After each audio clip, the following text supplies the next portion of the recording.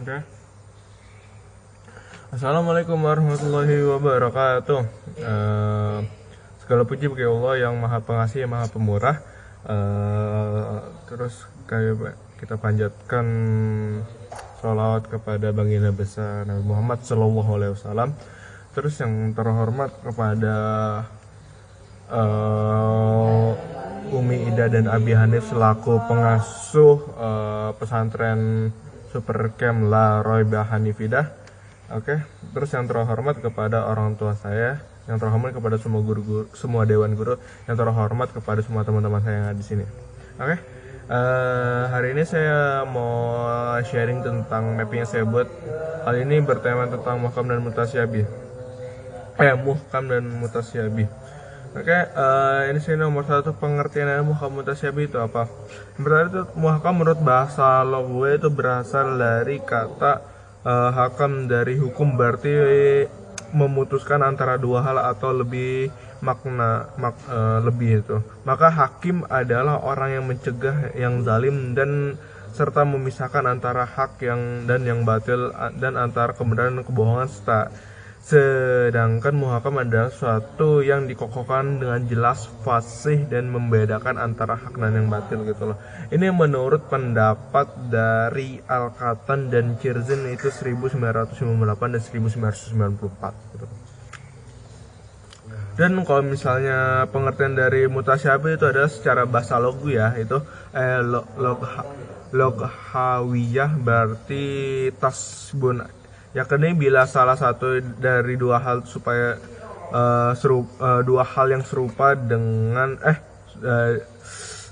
hal yang serupa itu yang lain dan dua hal yang serupa dengan yang lain gitu loh. Dan syubhat adalah keadaan di mana salah satu dari dua hal yang tidak dapat dibedakan dari antara yang lain karena kemiripan di antara keduanya gitu loh, secara konkret maupun abstrak. Ini menurut pendapat dari Al-Qatan, nggak ada tahun ini. Pokoknya gitu deh. Terus ini juga menurut Ar-Zakani, muhakam ialah ayat yang diketahui maksud baik antara secara nyata maupun melalui takwil, sedangkan mutasyabih ialah ayat yang hanya Allah ketahui maksudnya itu loh. Muhammad bin Soliha Al-Usmani menjelaskan bahwa muhakam adalah ayat yang dijelaskan maknanya yang tidak ada keraguan dan kesamaan di dalamnya, sedangkan mutasyabih adalah ayat-ayat Al-Quran yang masih mengandung kemiripan gitu loh. Artinya mereka itu memiliki keraguan antara mendapatkan hal yang tidak semestinya kepada Allah Subhanahu wa Ta'ala, kitabnya dan Rasul-Rasulnya. Itu menurut pendapat dari Cirzin 1998 gitu. Belum, masih 3. Oke. Terus ini dari macam-macam mutasyabih itu apa aja gitu loh. Yang pertama ini adalah sebagai pertama mutasyabih dari segi lafal dapat dibagi dua, yaitu mutasyabih yang mutasyabih antara yaitu ditinjau dari segi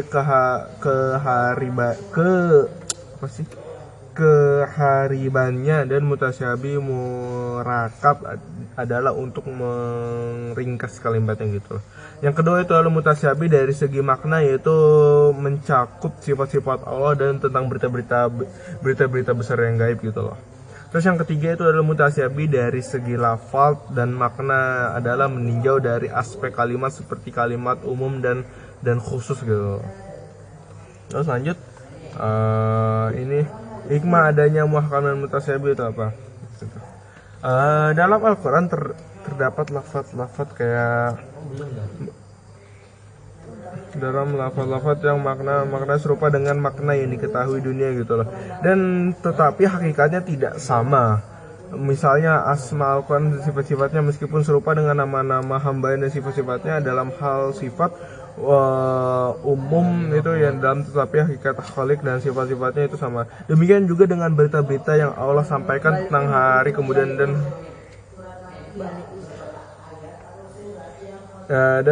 serupa gitu, apa yang dikenal akan tapi hakikat tidaklah sama. Misalnya akhirat Ikrar terhadap mizan itu kan artinya timbangan, atau enggak jannah artinya taman, atau enggak kayak nah itu kan api, tapi itu diartikan dalam bahasa itu, oh ya, dalam bahasa itu kayak kalau misalnya mizan itu timbangan, emang jannah itu kan harus juga jadinya taman, kalau misalnya neraka harusnya api gitu loh. Terus yo saya Siti nggak sampai 30 detik lagi. Sebentar ya saya. Nah, ini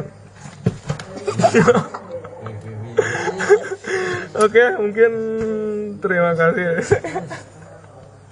Oke, terima kasih. Wassalamualaikum warahmatullahi wabarakatuh.